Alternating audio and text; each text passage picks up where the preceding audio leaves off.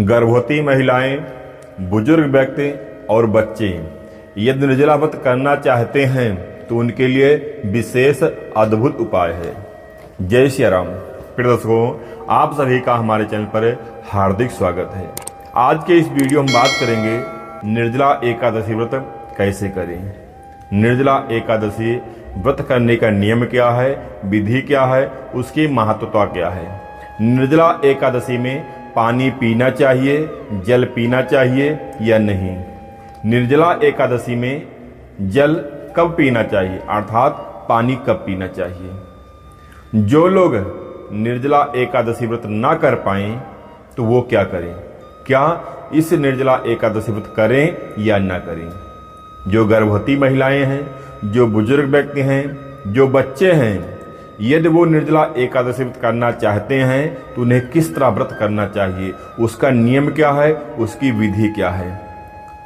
और जो निर्जला एकादशी व्रत ना कर पाए वो क्या करें। अर्थात कुल मिलाकर यही समझिए कि निर्जला एकादशी व्रत की संपूर्ण जानकारी आपको इसी वीडियो में प्राप्त हो जाएगी।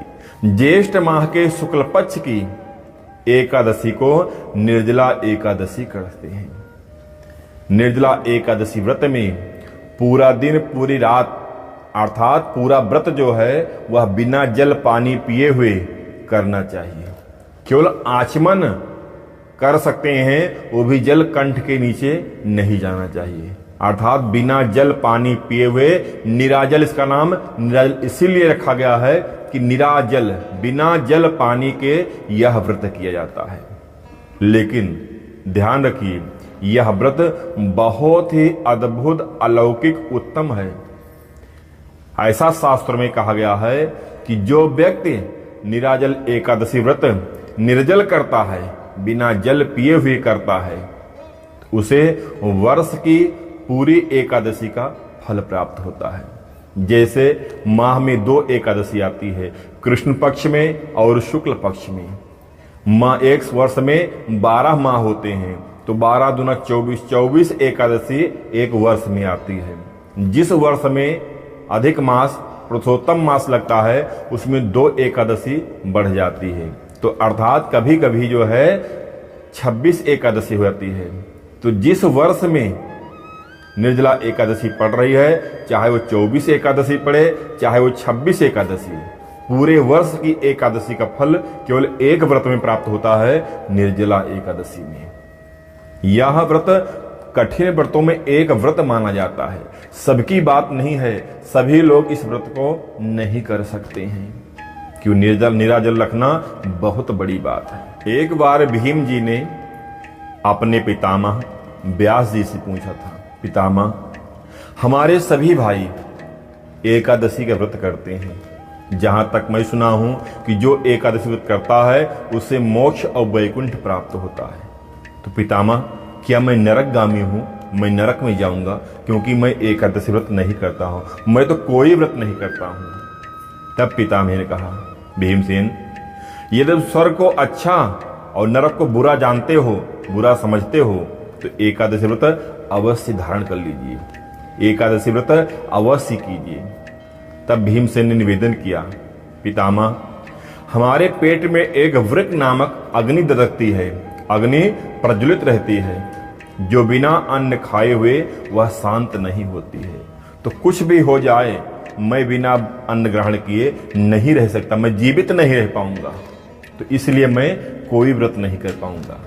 लेकिन पितामह, आप हम पे दया करें, हम पे कृपा करें, ऐसा कोई उपाय बताइए जिससे हम भी वैकुंठगामी हों, ऐसा कोई हमारे ऊपर कृपा करिए।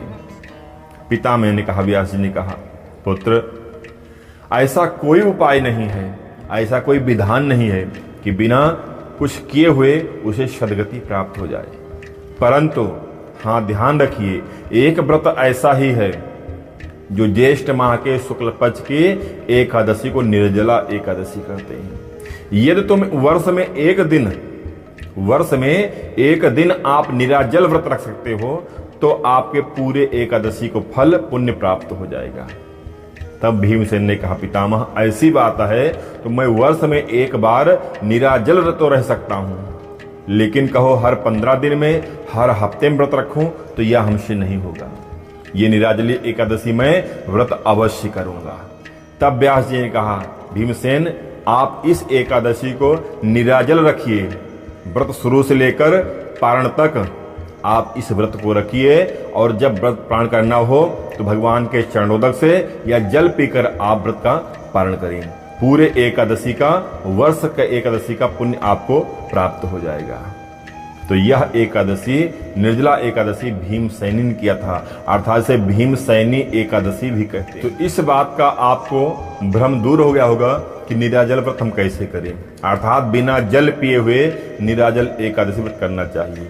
और एक बात और ध्यान रखें, ऐसा ना हो कि आप फलाहार करें केवल जल ना पिए, ऐसा भी संशय मत रखिएगा। अर्थात जल भी नहीं पीना है, फलाहार की तो बात छोड़िए, कुछ खाना पीना नहीं है, जल तक भी नहीं पीना है। नहीं तो आप सोचिए, महाराज ने कहा है कि जल नहीं पीना है तो फलाहार हम ले लें, जल नहीं पिएंगे। इस एकादशी में जल भी तक नहीं पीना चाहिए। अब बात उठती है कि निराजल एकादशी करते हैं तो पानी कब पीना चाहिए, जल कब पीना चाहते हैं। तो ध्यान रखिए, यदि आप निराजल एकादशी करने जा रहे हैं तो जिस दिन एकादशी हो उसके भोर में ही, प्रातः काल में ही 4 बजे के पहले, अर्थात जब कौवा नहीं बोलता है उसके पहले, 4 बजे के पहले पहले हमें जल पी लेना चाहिए। 4 बजे के बाद में जब आदमी की शकल सुबह दिखने लगे उसके पहले पहले, अर्थात सुबह प्रातः भोर में 4 बजे के पहले पहले आप जल पी लीजिए। फिर आप उठकर स्नान आदि कर भगवान का पूजन अर्चन वंदन करिए। फिर उसके बाद में आपको पूरा दिन पूरी रात जल नहीं पीना है। जब व्रत का पारण का समय आएगा, जैसे आप अन्य एकादशियों करते हैं, सुबह उठकर एकादशी के दूसरे दिन पूजा अर्चना वंदन करते हैं, सीधा खुराक निकालते हैं ब्राह्मण के लिए, फिर व्रत का पारण करते हैं, वैसे ही एकादशी के दूसरे दिन भगवान का पूजन अर्चन वंदन करके सीधा खुराक निकाल कर, तब चाहे भगवान के चरणामृत से या भगवान के चरणोदक तुलसी मिश्रित गंगा जल से या जल पीकर भी आप व्रत का पारण कर सकते हैं। अब बात आती है, जैसा आप सबके ने कमेंट किया हुआ है कि गर्भवती महिलाएं यदि व्रत करना चाहें तो कैसे करें। जो बुजुर्ग व्यक्ति हैं वो इस एकादशी निर्जला एकादशी व्रत करना चाहें तो कैसे करें। जो बच्चे हैं वो व्रत करना चाहें तो कैसे करें। तो उन सबको मैं इतना ही कहूंगा, जो गर्भवती महिलाएं हैं वो इस निराजल एकादशी निराजल न रहें। एकादशी रहें, निराजल एकादशी का व्रत करें, लेकिन निराजल रहकर ना करें। जो भी पुण्य होगा वो भगवान के ऊपर छोड़ दीजिए। आप फलाहार, क्योंकि आपके पेट में गर्भ पल रहा है, वो भी भगवान का एक अंश ही है। तो आदि आप निराजल व्रत रखते हैं तो उस संतान को, गर्भस्थ शिशु को जो है वह नुकसान पहुंचेगा। तो इस अवस्था में आप व्रत तो रखिए, लेकिन आप फलाहार व्रत रखिए, फल खाइए। जो फलाहार चीज है आप खाइए, जल पीजिए, जूस पीजिए, नींबू पानी पीजिए। आप ऐसे व्रत रखें, निराजल व्रत न रखिए। यही मैं बुजुर्गों को कह रहा हूं, यही गर्भवती महिलाओं को और यही बच्चों को, कि आप व्रत रखें निराजल का, लेकिन निर्जल व्रत न रखें। फलाहार लेकर जल पीकर आप व्रत करें। जो पुण्य होगा भगवान के ऊपर छोड़ दीजिए, वो आपको प्राप्त होगा। अब ये बात आती है कि जो निराजल व्रत नहीं कर सकते हैं, जैसे सबकी सामर्थ्य नहीं है, सबकी शरीर साथ नहीं दे रही है कि हम जो है पूरा दिन पूरी रात निराजल व्रत रखें, तो क्या उन्हें इस ज्येष्ठ माह शुक्ल पक्ष की निराजल एकादशी व्रत करना चाहिए या नहीं करना चाहिए। ऐसा बहुत सा कमेंट में जितना वीडियो डाला हूं, यही प्रश्न आया हुआ है कि यदि हम इस व्रत को करें या न करें। हम निराजल नहीं रह सकते हैं तो क्या व्रत को न करें। बात को समझिएगा, निराजल एकादशी है लेकिन व्रत करना चाह रहे हैं, लेकिन निर्जल व्रत नहीं कर सकते हैं, तो उन्हें व्रत करना चाहिए या नहीं करना चाहिए। तो देखिए, इसमें संदेह नहीं है, कोई संशय मत करिएगा। जो जितना करेगा उसको उतना मिलेगा।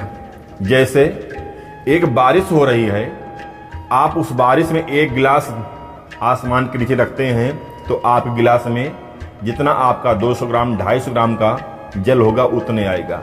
आपने एक जग रख दिया, एक लोटा रख दिया तो उसमें 1 लीटर 1.5 लीटर आएगा। एक बाल्टी रख दिया तो 5 लीटर 10 लीटर पानी उसमें भरेगा, उसके बाद ऊपर से गिरता रहेगा। आपने एक ड्रम रख दिया है तो वह 500 लीटर जितना ड्रम है उतना पानी आएगा। बारिश समान रूप से हो रही है, आपका पात्र कैसा है तो पात्र के ऊपर निश्चित करता है। यदि आप नीराजल रखते हैं तो पूरे वर्ष की एकादशी का फल प्राप्त होता है। यदि आप ऐसे ही फलाहार रखते हैं तो जो भी पुण्य होगा या इसी एकादशी का पुण्य मिलेगा। लेकिन आपकी पहले शरीर पर ध्यान दीजिए, आपकी शरीर क्या कह रही है, आपकी सामर्थ्य कैसा है। ऐसा ना हो कि हम जिद पकड़ लें कि हम निराजल व्रत रखेंगे, दिन में या रात में तबीयत खराब हो जाए तो व्रत क्या डॉक्टर के यहाँ आपको ग्लूकोज चढ़ाना पड़े, ये स्थिति ना आए। यदि आपकी शरीर सामर्थ्य नहीं दे रही है, शरीर साथ नहीं दे रही है तो आप निराजल व्रत मत रखिए। आप व्रत रखिए लेकिन फलाहार रहकर, जल पीकर आप व्रत रखिए। कम से कम फलाहार कीजिए, सुपाच्य रूप से करिए, या आप जल पीकर ही रहिए। आप जितना तप करेंगे उतना फल मिलेगा। निराजल व्रत नहीं रख सकते हैं तो जल पीकर रखिए, नींबू पानी पीजिए, शरबत बना के पीजिए, व्रत रखिए। इससे भी नहीं चल पाता है तो आप फलाहार लीजिए। तो जैसा जितना जो करेगा उसको उतना पुण्य मिलेगा, लेकिन शरीर का ध्यान करते हुए। मैं बार बार कह रहा हूं कि निराजली एकादशी है। जो निराजल एकादशी व्रत करेंगे उन्हें पूरे वर्ष की एकादशी का फल मिलेगा। लेकिन जब शरीर में दम नहीं है, सामर्थ्य नहीं है तो व्रत कैसे कर पाएंगे। तो छोड़ने से अच्छा है कि आप फलाहार भी रखिए, जल पीकर ही करिए। तो जैसे आपकी शरीर सामर्थ्य दे रही है आप वैसे पीजिए। तो इस बातों को भी आपके समझ में आ गया होगा।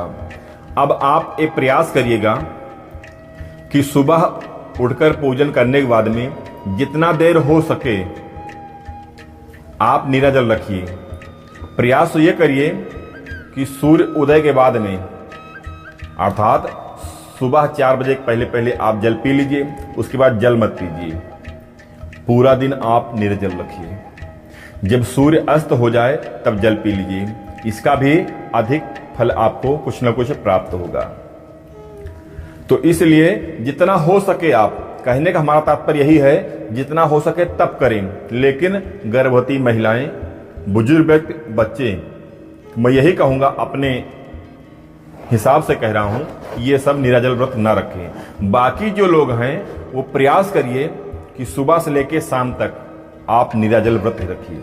जब सूर्य अस्त हो जाए तब आप केवल जल पी लीजिए। अगर आपकी शरीर सामर्थ्य दे रही तब, हमारे कहने से नहीं। व्रत तो निराजल का ही है, लेकिन जैसे आपकी शरीर सामर्थ्य दे रही हो। निर्जला एकादशी व्रत के नियम क्या हैं, ध्यान से सुनिए। निराजल एकादशी के दिन प्रातः ब्रह्म मुहूर्त में उठना चाहिए। स्नान आदि करके गंगा जल से स्नान करना चाहिए।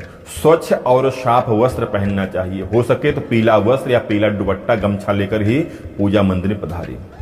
आसन बिछाकर हाथ में जल और पुष्प लेकर पहले एक संकल्प करें कि हे भगवान नारायण, आज मैं आपकी प्रसन्नता के लिए, आपकी प्राप्ति के लिए, आपको प्रसन्न करने के लिए ज्येष्ठ माह के शुक्ल पक्ष के निर्जला एकादशी कर रहा हूं या कर रही हूं। हे भगवान, हमें अपनी शक्ति, अपनी भक्ति, अपनी असीम अनुकंपा प्रदान करना। आप जैसा व्रत रख रहे हैं कि हम निराजल व्रत रखेंगे तो बोलिए कि हम निराजल व्रत रखेंगे। यदि हम जल पीकर व्रत कर रहे हैं तो जल पीकर करेंगे, या हम फलाहार व्रत करेंगे इस दिन तो आप बोल दीजिए आज हम यह व्रत फलाहार के रूप में करेंगे। या जब तक हमारी सामर्थ्य होगी तब तक हम इस व्रत को बिना जल के रहेंगे। उसके बाद में भगवान हम जल आदि पी लेंगे। जो भी आप जैसा भी रखना चाहते हो भगवान को मन ही मन आप बोल दीजिए। उसके बाद में जल पुष्प भगवान के पास छोड़ दीजिए।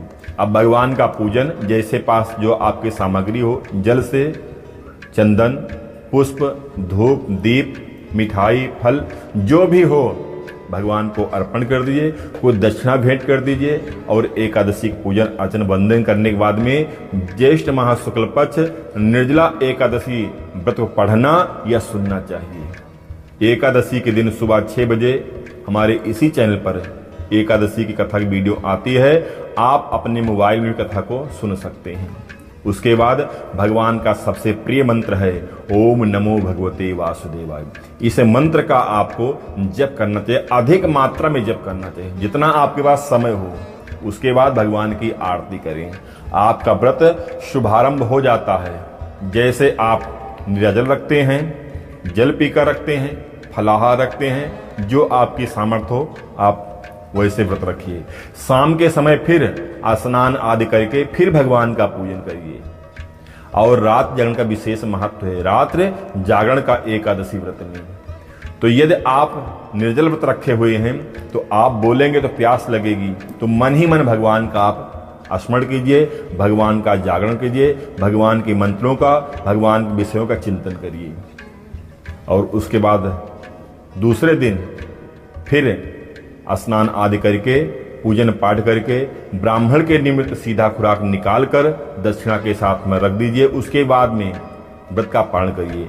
व्रत का पारण भगवान के शरणामृत से या भगवान के चरणोदक तुलसी मिश्रित गंगा जल से या मुख में चावल डालकर भी व्रत का पारण कर सकते हैं। जो लोग निराजल रखे हैं वो केवल जल पीकर ही व्रत का पारण कर सकते हैं। जो फलाहार रखे हुए हैं उन्हें जो है मुख में चावल डालकर या तुलसी में गंगा जल डालकर पारण कर लेना चाहिए। यही इसका नियम है, यही इसकी विधि है। जो आपकी सामर्थ्य हो वैसे करिएगा। मैं बार बार इसलिए बोल रहा हूं कि आपको दिक्कत ना हो, अपने शरीर से खिलवाड़ मत करिएगा। जो आपकी सामर्थ्य हो वैसे करिएगा, परंतु इस व्रत को अवश्य करिएगा। सभी लोग, परिवार के जितने सदस्य हैं सभी व्रत करिएगा। निराजल रख सकते हैं तो निराजल करिए, जल पीकर कर सकते हैं तो जल पीकर करिए, नहीं रख सकते हैं तो फलाहार भी रखकर करिए, लेकिन करिए जरूर। जो भी होगा पुण्य आपको भगवान के ऊपर छोड़ दीजिए, वो आपको अवश्य मिलेगा। वीडियो अच्छी लगे वीडियो को लाइक करिएगा, शेयर जरूर करिएगा, कमेंट में जय श्री कृष्णा अवश्य लिखिएगा। धन्यवाद। जय श्री राम।